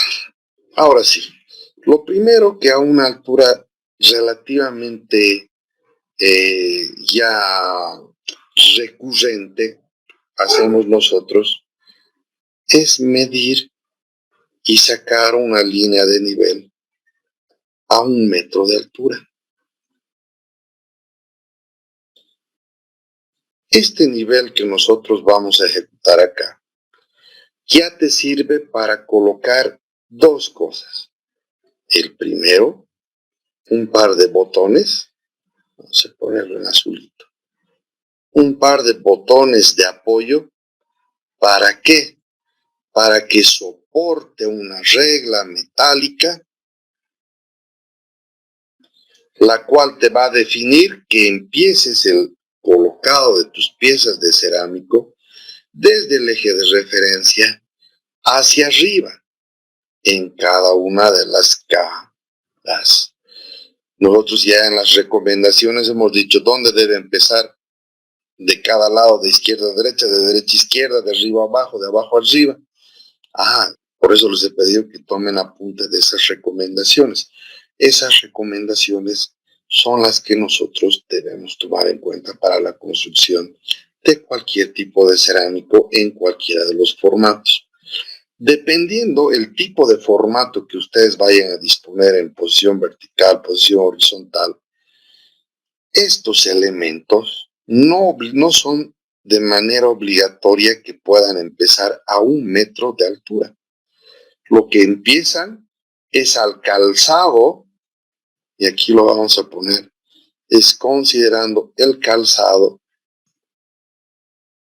de las piezas exactamente ejecutadas para llegar ¿a qué? A la altura de la cual ustedes dispongan del coronamiento.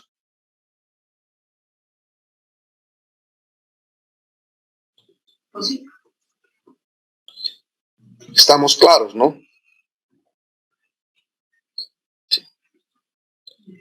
Esto puede estar, generalmente, yo con mis trabajadores, esta altura, yo la coloco entre 80 centímetros y 1 metro para el nivel de referencia.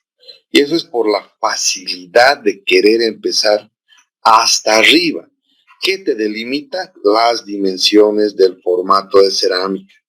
¿Cuáles son recomendables en este tipo de formatos? Ya hoy en día ya no puedes recomendar nada porque los arquitectos tienen la función de pensar este tipo de elementos en un aspecto muchísimo más estético y funcional. Antes utilizaban las cerámicas de revestimiento de 20x30, antes de eso los azulejos de 8x8 o de 10x10, los italianos y argentinos que venían en un formato de 12x12, pero al final ahora ya utilizan hasta los de 60x60. Y cualquiera diría que son formatos que no deberían aplicarse a este tipo de ambientes, pero la verdad que le han dado un cierto toque artístico y moderno a este tipo de trabajos. Entonces, ¿qué es lo que nosotros debemos ver? Debemos ver que este trabajo siempre tenga una línea de referencia, pero para colocar los revestimientos hasta el coronamiento. Una vez que tengamos estos revestimientos ya colocados hacia arriba en todo lo que sea el ambiente, empezamos a realizar la construcción hacia abajo. Y como decía el compañero, ¿qué es lo que nosotros vamos haciendo cuando hacemos la construcción hacia abajo? Llevamos el corte final a la parte que está ubicada, ¿en dónde? Sobre el piso cerámico. Esta imagen tiene que ser muy clara y amplia en cuanto se refiere a la manera del colocado. Entonces, acá, esta línea de referencia es para hacer el arranque hacia arriba, que es la manera adecuada de ejecutar. Una vez que todas las piezas estén colocadas, reitero, recién nos vamos a la ejecución inferior, llevando el corte a la parte de abajo, sobreponiendo el cerámico del piso. Eso acorde a las recomendaciones de construcción. Adelante, sobrino. La siguiente diapositiva. Ernesto, esta parte clarísimo, ¿no? Sí. Zulma, Nilo, clarísimo. Sí, está claro, Inge.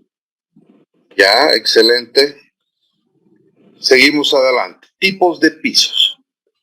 Bueno, en cuanto a la definición, el piso es la superficie horizontal de un espacio arquitectónico, también dicho, el lugar que se va a pisar. Tiene conceptos múltiples, en lo cual puede tratarse del suelo, pavimento o lo que se pone la base de la estructura. Comprende la colocación de pisos, lo que va por encima del contrapiso debidamente nivelado. Siguiente. En cuanto a las especificaciones, dependiendo de los diferentes pisos a colocarse, estos deberán quedar al mismo nivel, evitando gradaciones. Todos los pisos serán colocados con cemento colo o pegamento, para lo cual se requiere que el contrapiso esté totalmente seco. Ahí tenemos un esquema de los diferentes pisos y sus espesores que pueden llegar a tener.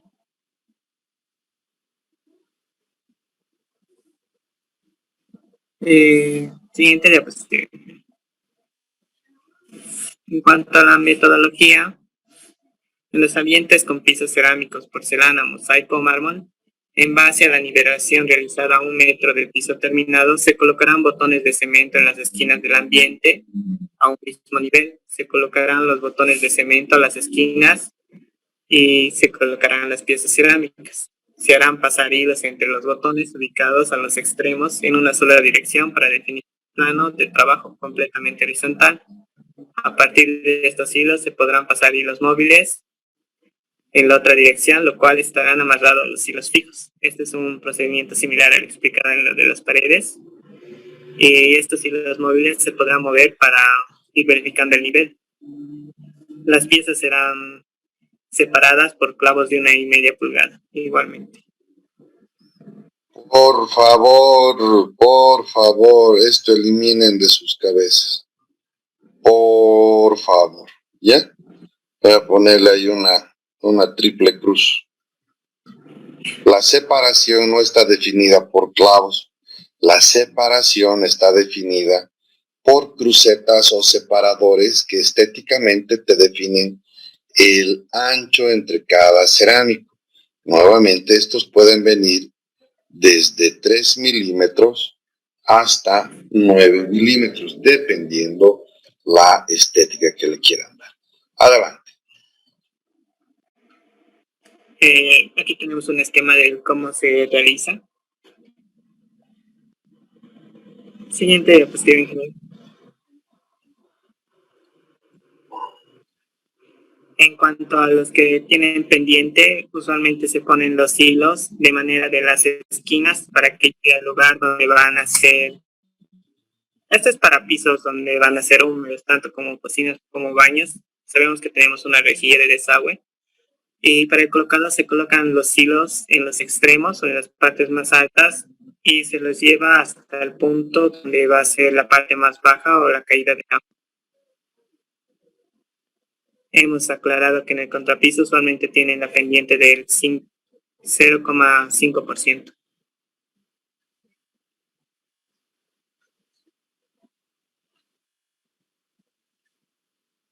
En cuanto a los tipos de piso, tenemos los pisos de mármol, el cual podemos decir que es ideal para interiores de gran tamaño y hogares. De estilo sobrio, es elegante y frío por su textura. Pueden ser resbaladizos al estar húmedos. Pueden colocarse en bloques, baldosas, cortados en pequeños trozos, como adoquinado, unidos por pastinas. Pisos de cemento y hormigón son modernos, duraderos y resistentes. Se pueden pintar de muchos colores, pueden tener acabados plastificados. El cemento alisado permite varios usos, diseños y formas variadas. Puede quebrarse y perder resistencia si no se trata con cuidado. Por otro lado, el hormigón estampado tiene una técnica similar al cemento alisado, solo que se texturaliza la superficie mediante moldes.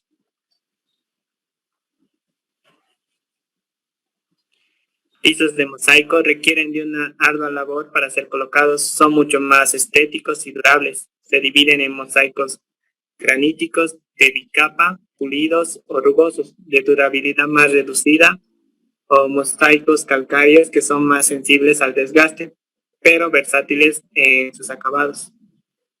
Piso de granito gres y de porcelanato se colocan en baldosas o bloques delgados en junta tomada, lo que hace que sean frágiles. Pueden adquirir un acabado mate o con una opción muy elegante, llamativa y costosa.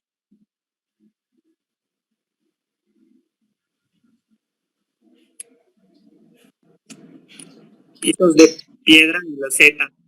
Es el piso más resistente y duradero. Suele ser utilizado para patios, terrazas, balcones, también para cocinas y baños.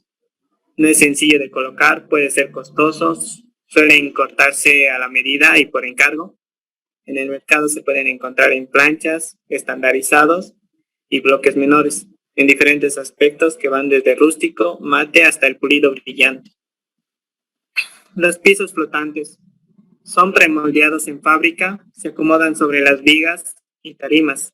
En el contrapiso y el piso existente no llevan clavos, tornillos ni pegamento. Solo se apoyan las tablas sobre una superficie lisa y se las encastra. Son madera de alta densidad, generalmente melaminada, con un acabado brillante, llamativo, muy elegante. Es una opción cálida y costosa. Es resistente, perdurable, térmico y acústico.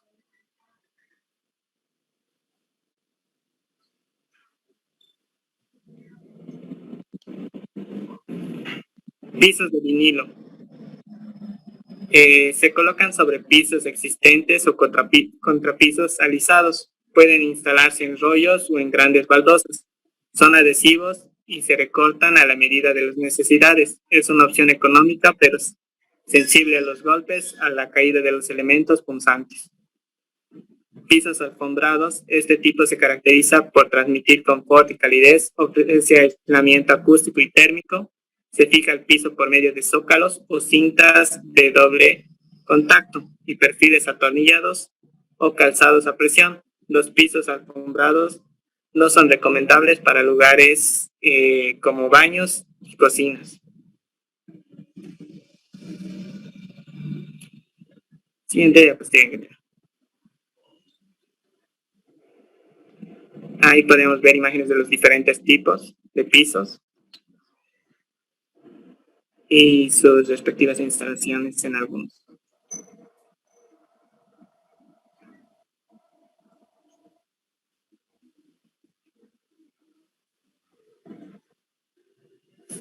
Cielo falso.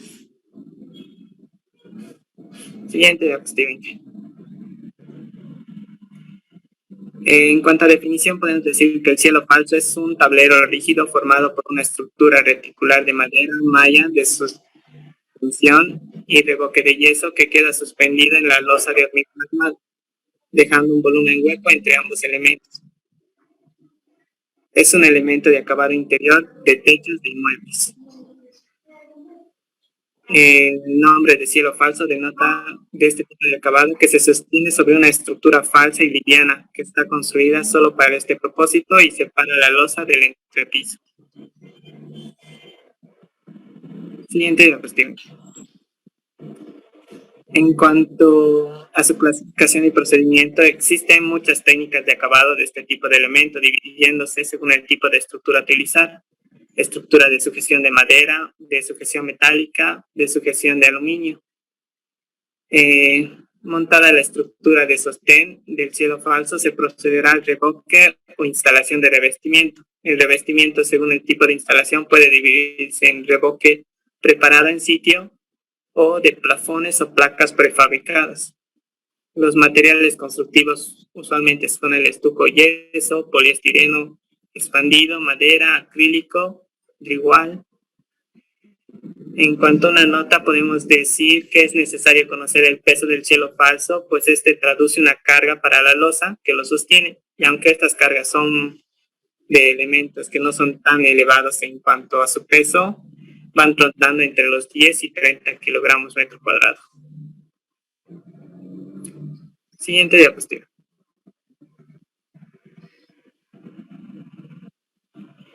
En cuanto a las especificaciones técnicas, se pueden entender las actividades que se van a realizar son la estructura de madera, que estará compuesta por tirantes principales, usualmente de vigas de 2x3, y el entraquillado de listones de 2x2 pulgadas, debidamente nivelados.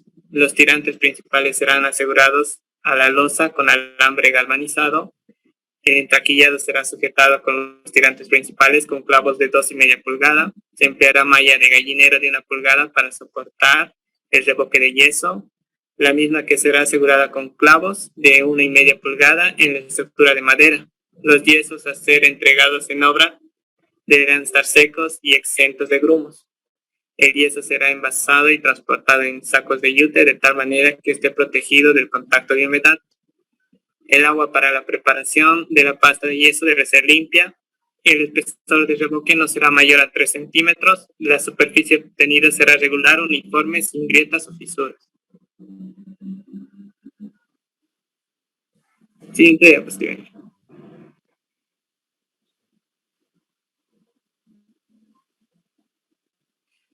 Aquí podemos ver un esquema de en qué lugares usualmente es lo que se usa el cielo falso, que es para cubrir las tuberías de los artefactos sanitarios.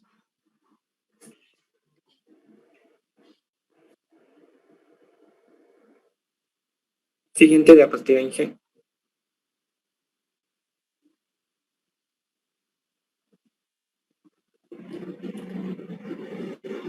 En cuanto esté terminada la instalación sanitaria en los ambientes de baños y asegurada las tuberías de desagüe, se procede con la construcción del cielo falso. Se inicia con la nivelación de las esquinas a una altura de 20 o 30 centímetros por debajo de la losa para proceder a colocar vigas de madera de 2 por 3 pulgadas en ambos sentidos, separados cada 2 metros. Estos listones deben tener apoyados en las vigas de hormigón. Para esto se debe picar la viga y encajar los listones a golpes. Además, los listones deben quedar suspendidos por alambres sujetados en la losa de hormigón.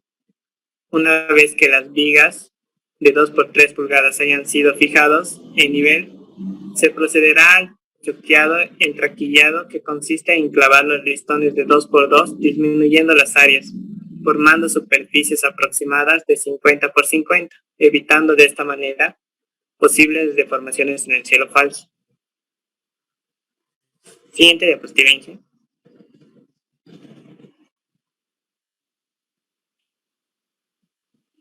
Ahí podemos ver un esquema del cielo falso, en el cual se recomienda una escotilla, lo cual es utilizado para hacer verificaciones y mantenimiento, ya sea de artefactos sanitarios o del mismo cielo falso. Y ahí también nos dan las separaciones, el tipo de madera a utilizar y el ambiente donde se pone.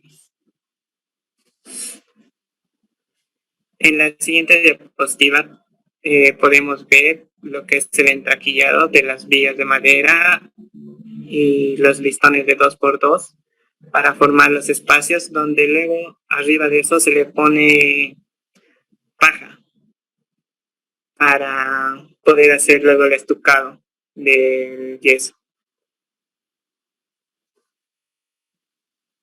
Siguiente diapositiva, Inge. Cuando se tenga toda la estructura reticular de madera debidamente asegurada en nivel y verificada su rigidez, se procederá con el tendido de la malla. La malla debe ser cosida con alambre y clavos, como se había dicho. Se procederá al tesado de la malla colocando los clavos. Se debe dejar un área vacía de 50 por 50, es lo recomendado. Y se carga la malla con la paja de manera uniforme para luego aplicarse la mezcla de yeso. Se debe frotachar por la parte de abajo con la finalidad de eliminar las estalactitas que son formadas por el yeso. Terminado este proceso de carga, se realizará el enlucido de cielo falso con mezcla de yeso en la parte inferior, dejando libre la escotilla de acceso. Siguiente diapositiva, Inge.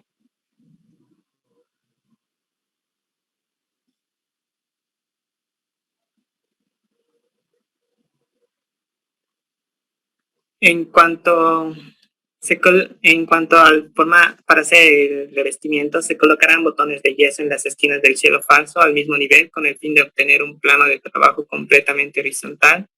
Se harán pasar hilos guías para unir los botones y siguiendo los hilos se colocarán botones intermedios correspondientes en las dos direcciones a distancias que no superen los 2 metros. Se realizarán las franjas, como lo sabemos. Cada pareja de botones en ambas direcciones sirve de guía para las franjas maestras. El área de encierre de las maestras será rellenada manteniendo la regla apoyada sobre estas. Cuando se tenga revocado todo el cielo falso, se debe afinar la superficie con una pasta muy fina que se prepara mezclando el yeso cernido con agua para que este afinado tenga un acabado más fino. En cuanto a una nota, podemos decir que se tiene que tener especial cuidado antes de empezar los trabajos en la colocación y ubicación de los ductos eléctricos. Estos deben estar bien asegurados para evitar que se muevan o sufran algún desplazamiento. Recording stopped.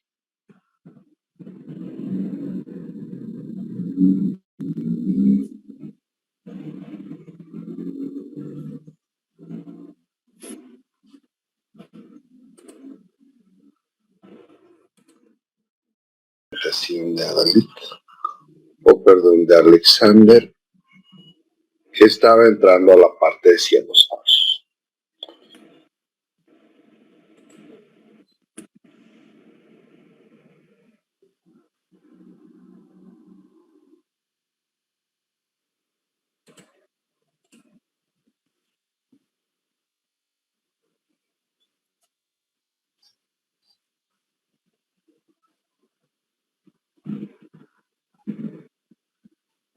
Muy bien, Alexander, estabas en cielo falso suspendido.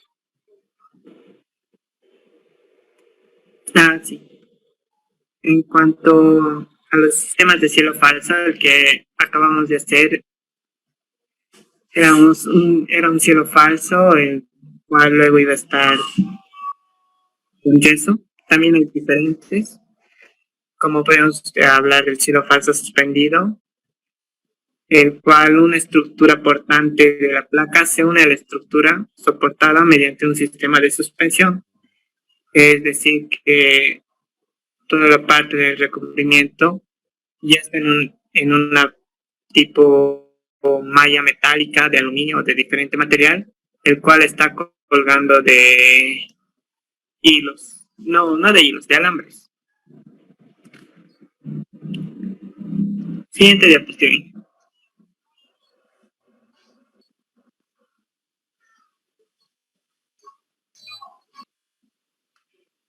El cielo falso.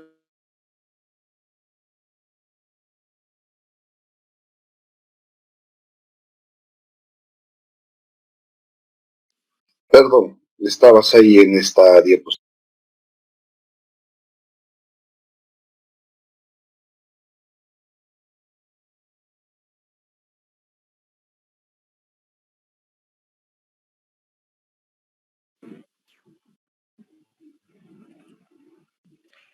¿Se me escucha? Adelante. Del cielo falso que estábamos hablando hace rato con la malla de gallinero era un cielo raso, el cual aunque estaba flotando se hacía con el recubrimiento de yeso. Ahí podemos ver unos ejemplos del cielo raso, la cual la mayor de sus características que puede tener es que no se ve las juntas de unión, porque estas son inexistentes, ya que es todo el revestimiento es en conjunto. También otro punto a favor que tiene es que se puede moldear a diferentes formas.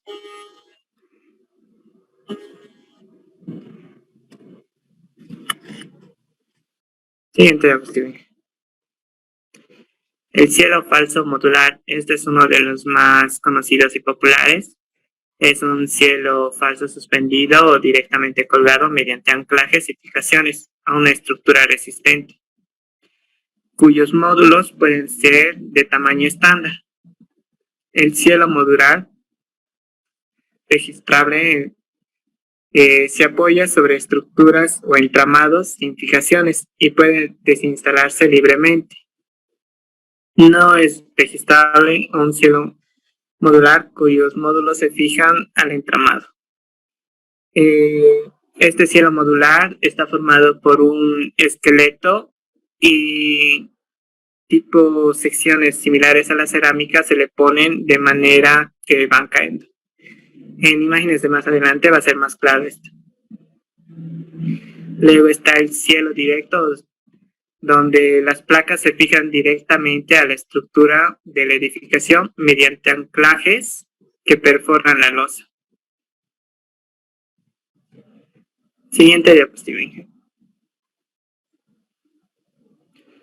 Estos son los cielos falsos modulares, los cuales están formados por una placa de cielo modular, que esta tiene dimensiones variadas, pero un estándar, ahí tenemos como imagen que serían de 583 milímetros por lado. Usualmente son de sección cuadrada. Estos se arman y su ventaja es que puede ser desarmable.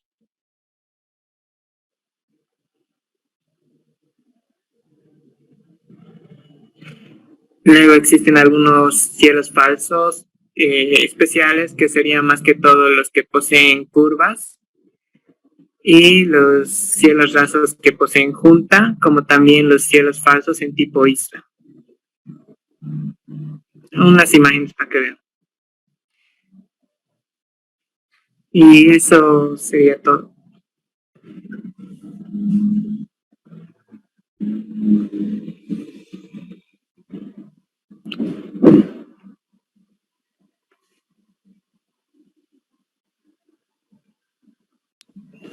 Muchísimas gracias. Ha sido una presentación muy ilustrativa, bastantes puntos que nos ha generado debate. Sin embargo, en la parte de pisos yo creo que ha sido un poco ligera en cuanto al abordaje. Sí voy a rescatar de que las recomendaciones, y esas recomendaciones van a venir ya de acuerdo a un método constructivo que va a formar parte con seguridad de una pregunta del examen final por los niveles de recomendaciones que se tienen, pero